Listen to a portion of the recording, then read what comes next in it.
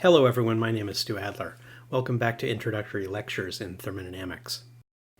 In the last episode, I introduced the concept of entropy and its meaning in terms of the number of possible configurations a system can acquire. We also discussed its role in predicting the direction of spontaneous processes among large groups of molecules, as codified in the second law of thermodynamics. While the definition of entropy is quite simple, actually calculating it by counting system configurations can be challenging. Next week we'll talk more generally about how to circumvent that problem. In the meantime, however, there are a few cases worth examining where we can theorize the multiplicity. These cases provide key insights about the dependence of entropy on other properties, such as energy and volume, and allow us to explore the deeper meaning of temperature and pressure as physical properties.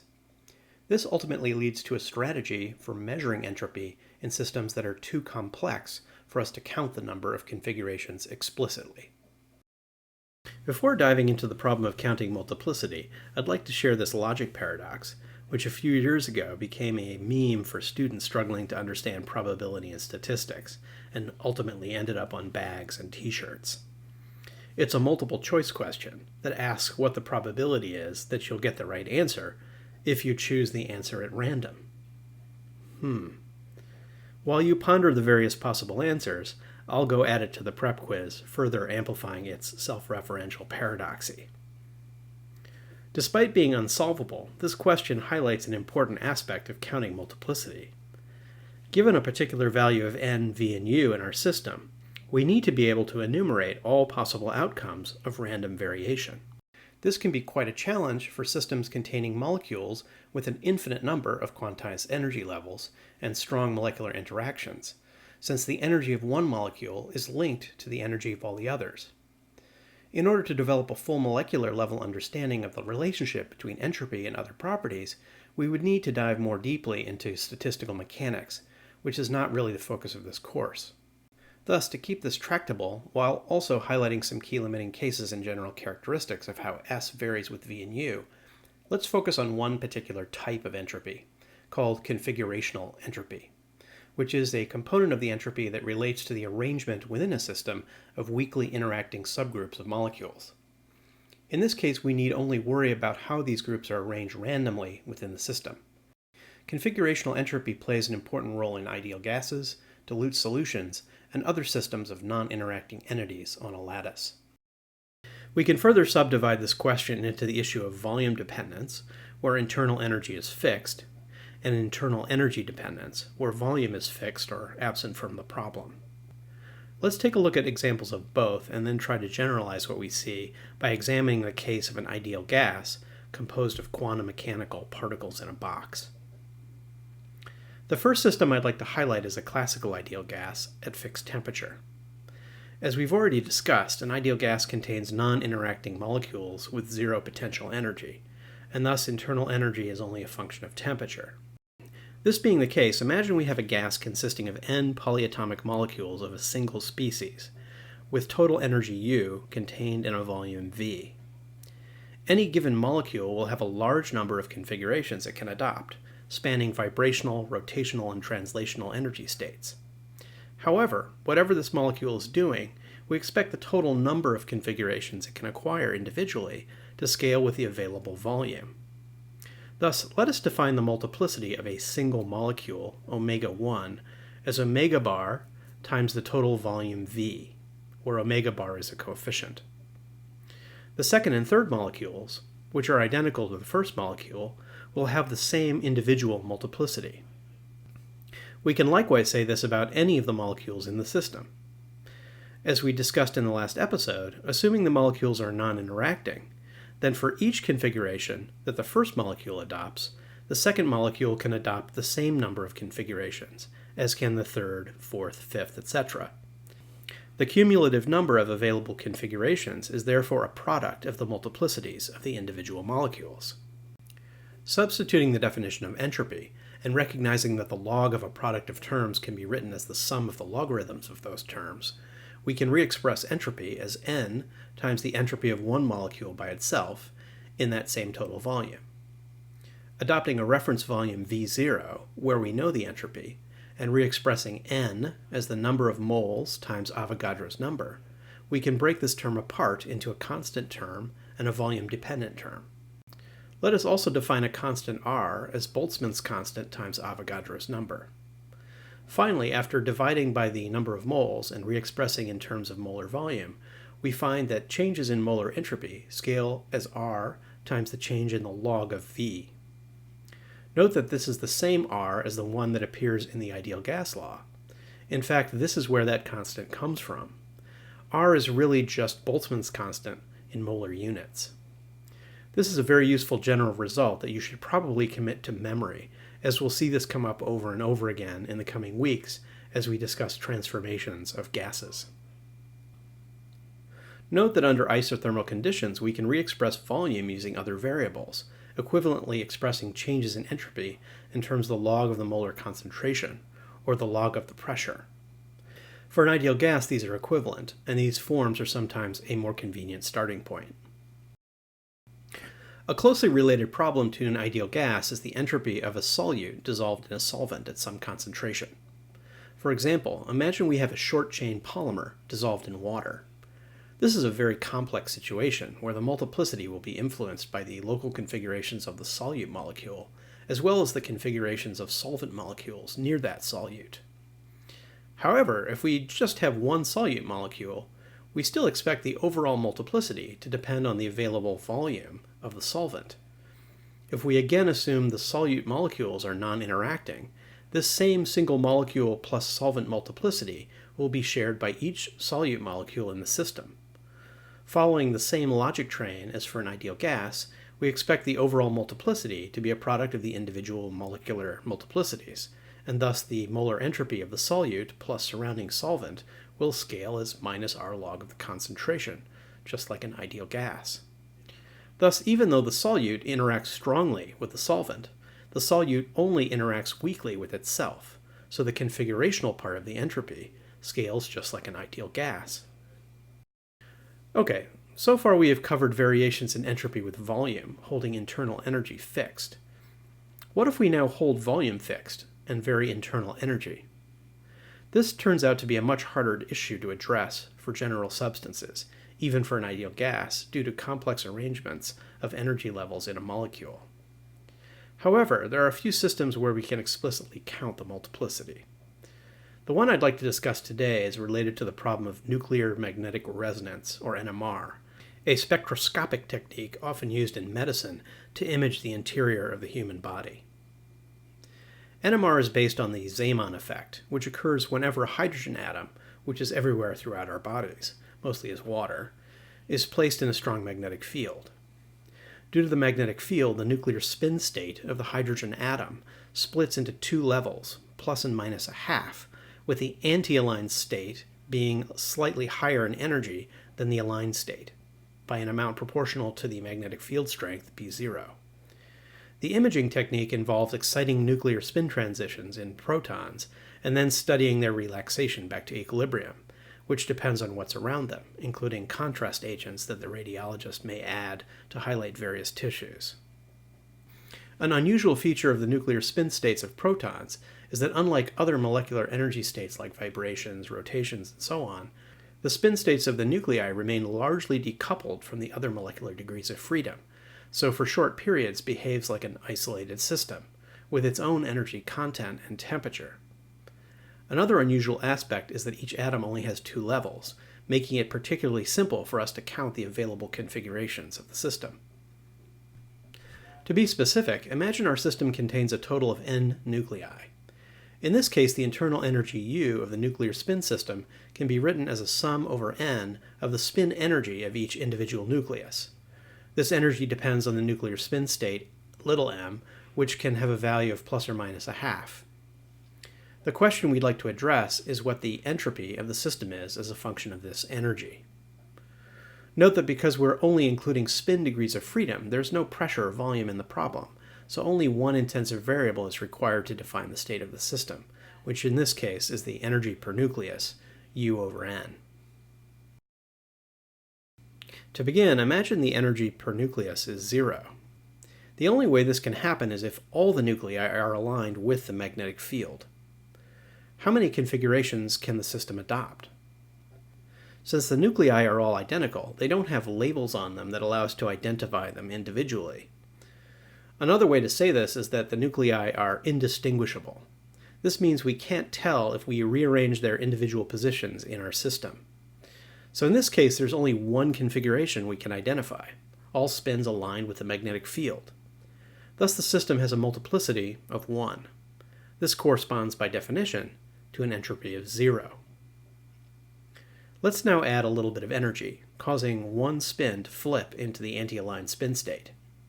This corresponds to a total energy increase of one spin transition, gamma h bar b 0. What is the entropy in this case? Although the system is isolated, and thus the energy remains fixed, we cannot specify which nucleus is anti-aligned. According to the ergodic hypothesis, thermal fluctuations at equilibrium will move the anti-aligned spin state from nucleus to nucleus randomly. Since the anti-aligned spin state could be on any one of the molecules at any given time, the total number of possible configurations in this case is the number of molecules, n. If the multiplicity is n, then the entropy is non-zero, and given by kb log n. Okay, so now consider the case of 3 anti-aligned spins. The total energy will now be 3 gamma h bar b 0. But what about the entropy? Here things start to get slightly more complicated. The first anti-aligned spin could be on any one of the nuclei, n possible locations. However, for each of these possibilities, there are n-1 possible locations for the second anti-aligned spin. The reason there are only n-1 possible locations is that the first spin already occupies one of the nuclei. Likewise, for each possible permutation of locations for the first and second spins, there are n-2 possible locations for the third flip spin. Assuming we could individually identify each nuclear spin, there would be n times n-1 times n-2 total permutations for the locations of our 3 flip spins. But is this the multiplicity? In general, the physical properties of a system involving a lattice of atoms or molecules may depend on the energy state of molecules on specific sites. For example, here we might want to calculate the average relative orientation of adjacent spins. Thus, the selection of 3 distinct nuclei to place our flip spins constitutes distinct configurations. However, the order in which we flip the spins on these 3 particular lattice sites cannot matter, since they're all indistinguishable from each other upon exchanging position. By convention, we don't count identical permutations of indistinguishable particles as separate configurations of the system. How many ways are there to place 3 anti-aligned spins on 3 specific sites? The first flip spin can go on any one of the 3 prescribed sites. The second can go on either of the remaining 2. The third can only go on the one remaining site. Thus there are 3 times 2 times 1, or 3 factorial identical permutations. These 6 permutations are shown on the right, where I, j, and k are the identities of the 3 lattice sites. The multiplicity is the total number of permutations divided by the number of identical permutations per configuration. By multiplying by n-3 factorial over n-3 factorial, we can complete the factorial in the numerator, resulting in the expression shown here for omega and s. Speaking more generally, the total number of ways Na distinguishable particles can be placed on n sites is called the permutability, and is given by n factorial over n minus na factorial. In contrast, the total number of ways Na indistinguishable particles can be placed on n sites is called the multiplicity, and given by n factorial over na factorial times n minus na factorial. Likewise, if we completely fill a group of n sites with several different types of indistinguishable particles, for example A, B, C, etc., the multiplicity is n factorial divided by na factorial times nb factorial times nc factorial, etc. Okay, so now let's consider the more general case where some mole fraction x of the spins in our system is anti-aligned with the magnetic field. Here the energy will be x times n times gamma h bar b 0. Meanwhile, the multiplicity and entropy will be given by the formula we just discussed, where Na is x times n. Although this is a closed-form expression, it's not really calculable in its current form due to the fact that we're taking a factorial of numbers approaching Avogadro's number. However, here's where the logarithm of the entropy helps us once again. For very large numbers a, we can apply something called Stirling's approximation, which allows us to re-express the logarithm of a factorial as a log a minus a. This approximation becomes exact in the limit of large A, which is what we have if n is on the order of Avogadro's number. Breaking the numerator and denominator in the previous expression down, we can apply this formula to all three factorial terms. After some manipulation and cancellation of terms, we arrive at the expression for the entropy in terms of kb, n, and the fraction of flip spins, x. So far we have dealt with the extensive energy and entropy, but if we divide by the number of moles, we can re-express as molar quantities. Recognizing that the number of moles is capital N divided by Avogadro's number, L, and substituting the extensive expressions for U and S, we see the factors of N in the numerator and denominator will cancel. Also, recognizing Kb times L as the ideal gas constant R, we can simplify to the expression shown here. These relationships show that the energy will be linearly proportional to the fraction of flip spins, but the molar entropy will be nonlinear. Plotted against each other, S versus U looks like this. Two things to note about this plot. The first is that for a system of constant n and v, entropy is a monotonically increasing function of internal energy. This example makes it clear why. Increased internal energy allows occupation of higher energy states not accessible at lower energy. This leads to greater numbers of ways that the energy can be rearranged among molecules in the system, and thus higher multiplicity. The other is that the slope of U versus S approaches infinity as the system approaches 50% flip spins. Under what conditions might we expect this to happen? One is if the spin system were in thermal equilibrium with a very high temperature, where the spin energy doesn't matter and all the spins are just flipping up and down randomly. In this case, we'd expect equal occupation of all the energy levels. This suggests there might be an association between temperature and the slope of U versus S. Replotting S versus du ds, we see exactly what we might expect for the entropy as a function of temperature.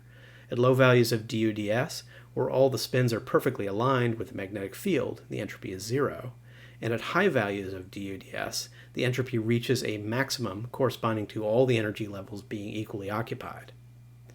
Indeed, as I'll show you in a moment, the derivative of U with respect to S at constant volume is the thermodynamic definition of temperature.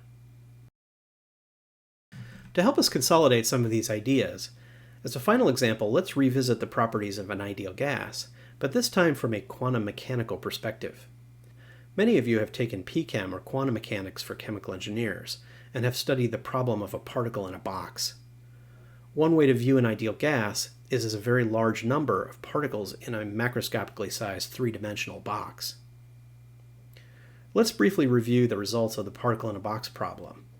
As you might recall, when a small monatomic particle is confined within a narrow infinite square potential well, it begins to behave non-classically and can only acquire specific values of kinetic energy E, which are eigenvalues of the solution to Schrödinger's wave equation. These eigenvalues correspond to specific wavelengths of the particle wave function psi that have nodes at the walls of the 1D box confining the particle.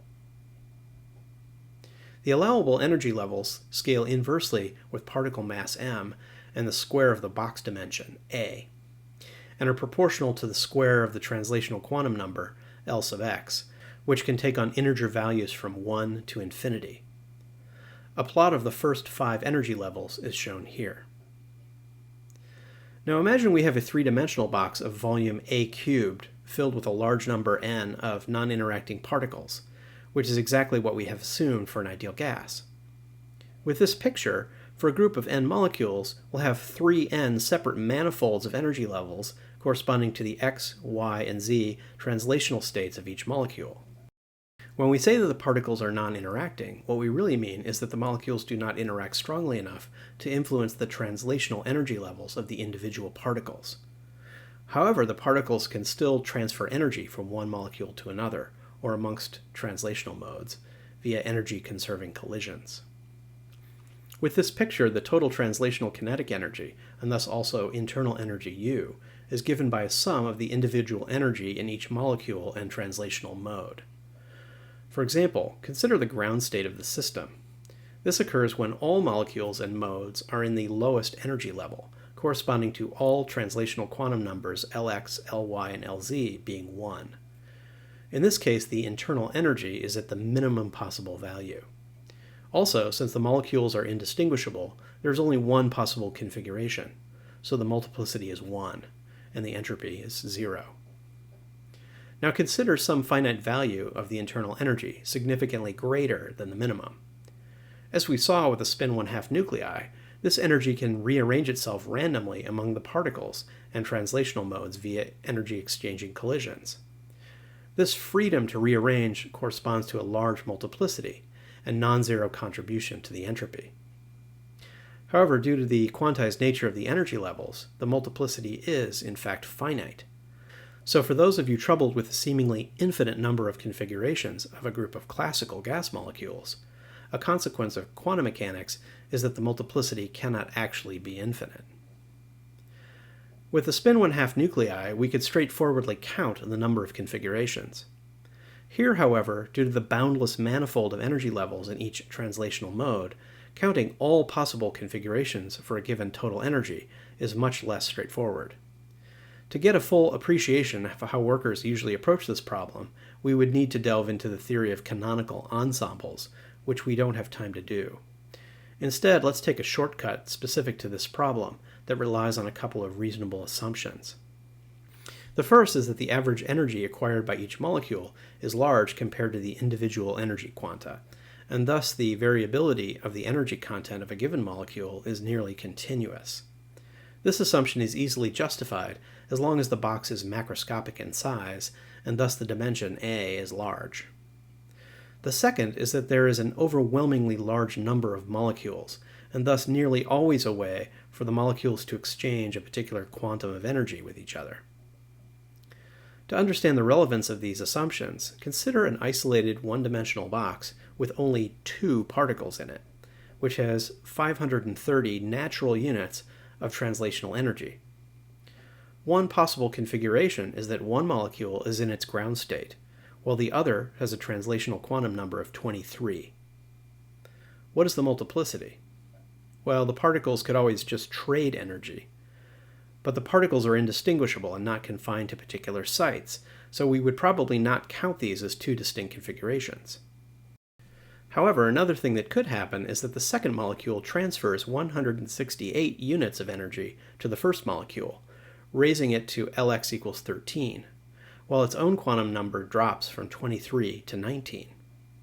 This is because 1 squared plus 23 squared and 13 squared plus 19 squared are both equal to 530. This implies 2 possible configurations. One way to visualize this is to plot Lx of the second molecule versus Lx of the first molecule. Since the quantum numbers are integers, the state of the system must correspond to one of the many evenly distributed points in this plane. If we specify that the system has 530 units of energy, it means that the sum of Lx1 squared plus Lx2 squared must equal 530. Invoking the Pythagorean theorem, this relationship corresponds to a circle of radius given by the square root of 530. In this case, there are only 4 combinations of Lx1 and Lx2 that have an energy of 530. However, as U and A become large, the number of combinations that fall at a particular energy, and thus the multiplicity, will scale as the perimeter of a circle with radius proportional to A times the square root of U. Returning to a 3-dimensional box of n particles, we can likewise describe the energy of the system as the hypersurface of a 3n-dimensional hypersphere with 3n separate axes corresponding to each quantum number. The n-1 dimensional surface area of an n-dimensional sphere has been worked out long ago by mathematicians. Applying it here and taking the n-dimensionality to be 3 times the number of particles, we get the multiplicity expressed here.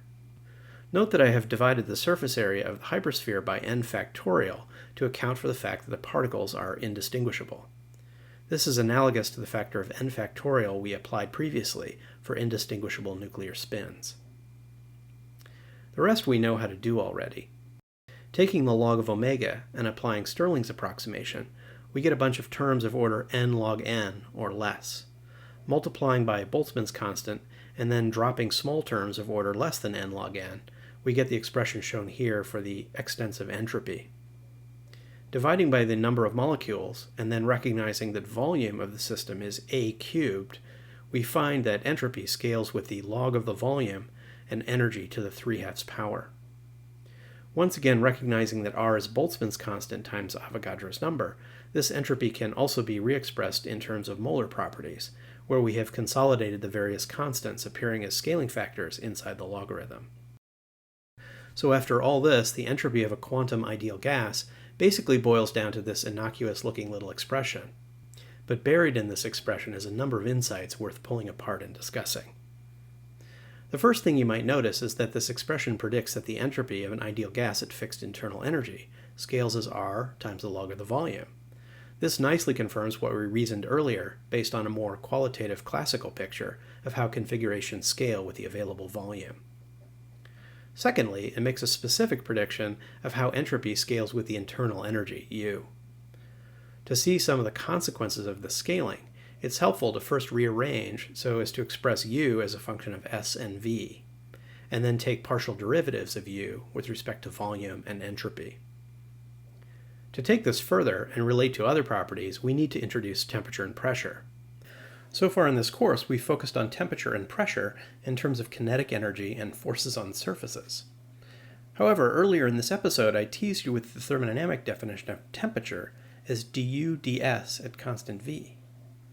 Thus, let's see what happens if we formally define temperature this way, and similarly pressure as du dv at constant S. Substituting into the partial derivatives above, we find that the internal energy is 3/2 RT, and that PV equals RT. That looks familiar. So it appears our quantum mechanical picture of non-interacting particles in a box is consistent with our classical understanding of a monatomic ideal gas, provided we expand our view of temperature and pressure as thermodynamic properties. This further implies that the association we have between temperature and kinetic energy, and between pressure and forces on fluid surfaces, is not really their definition, but rather a consequence of entropy and the second law. In order to understand the deeper meaning of temperature as a thermodynamic property, consider the following thought experiment.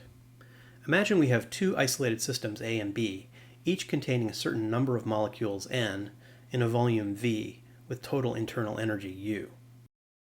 Let us further imagine that we connect these systems with a long, narrow metal conduit, which allows heat to slowly flow from one system to the other. Thus, although the two systems remain isolated from the rest of the universe, they are not isolated from each other. Now imagine that as a result of placing them in thermal contact, some small differential quantity of heat, dQAB, flows from system A to system B. Let us assume this quantity of heat is so small it does not disturb the internal equilibrium of either system, and does not significantly alter the intensive properties of either system. However, due to the first law, we can say that the total extensive internal energy of each system must change in equal and opposite directions by an amount equal to plus or minus dQAB.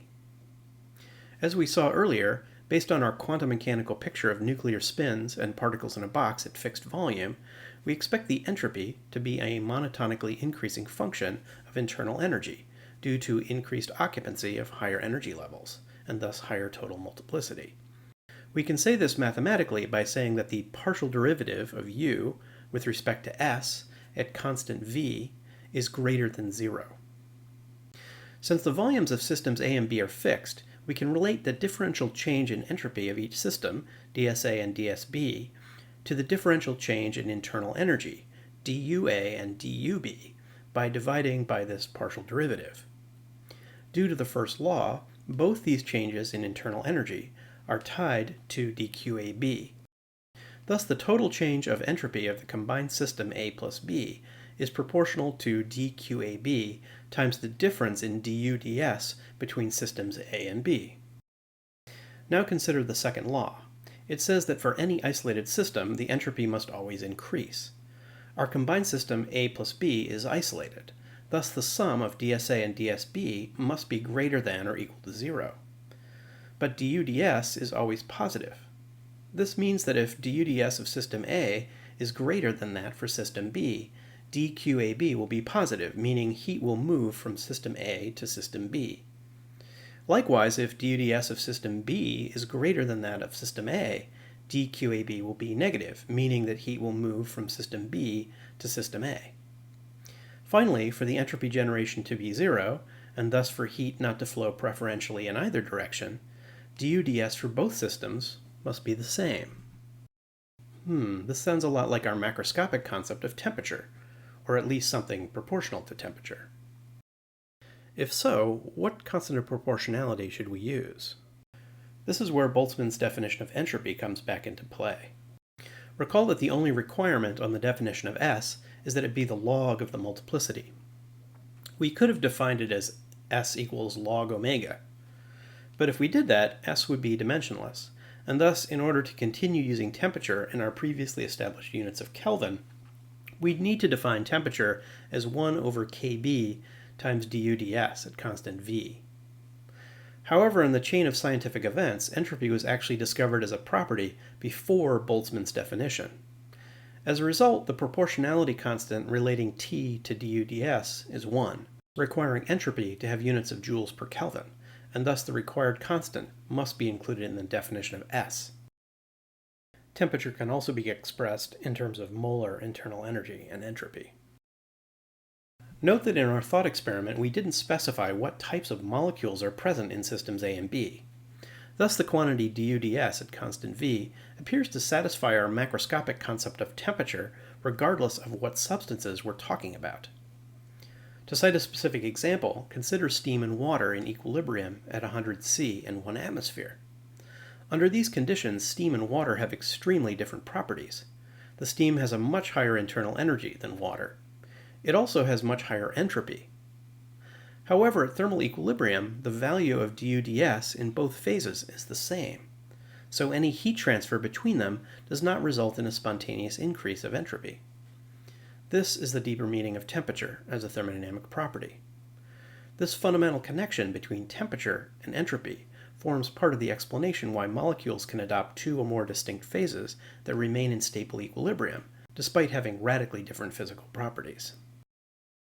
This analysis shows that the thermodynamic definition of temperature is really rooted in the concepts of thermal equilibrium and the second law.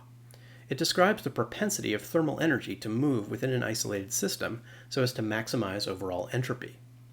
If the system contains one region with a higher temperature than another, any heat transferred from the hotter region to the colder region will, by definition, increase the overall entropy of the system, and hence the universe. If an isolated system has a spatially uniform temperature, it is already at its maximum possible entropy with respect to internal flows of thermal energy. Indeed, the second law of thermodynamics was originally stated in the literature as heat always moves spontaneously from a hotter body to a colder body.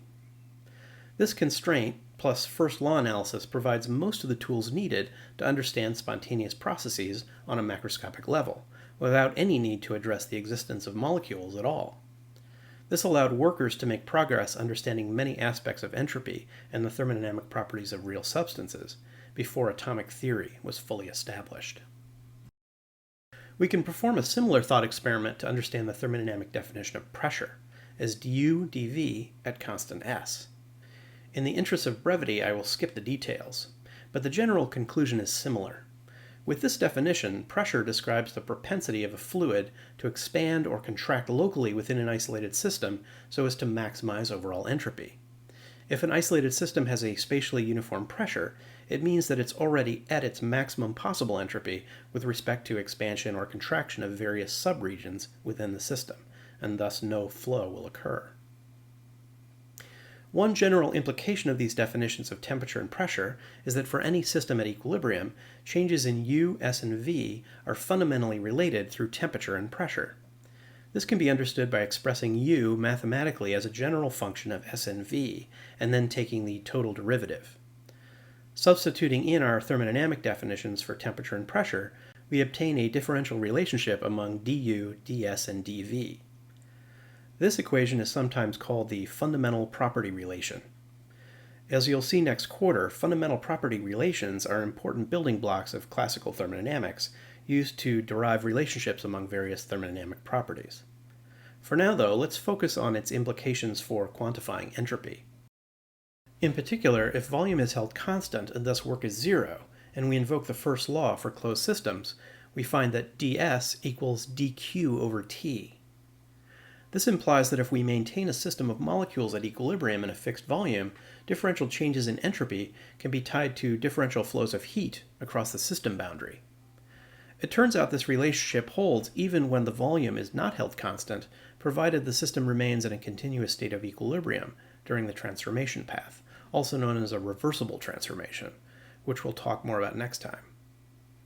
This is an incredibly useful result because it provides a prescription for how to measure entropy in real systems that have molecular interactions that are too complex to explicitly count the multiplicity. In fact, in classical thermodynamics, this differential statement is often the starting point for defining entropy. Its underlying meaning as multiplicity was discovered later, after much of thermodynamic theory was already established. Luckily, you and I get the benefit of hindsight. This discussion highlights a key aspect of thermodynamics as a theory, which is that while ultimately rooted in the behavior of molecules, it is cleverly constructed to allow us to sidestep the details of molecular interactions when needed. This approach allows us to make headway understanding systems with extremely complex molecular interactions, even when our molecular understanding is absent or incomplete.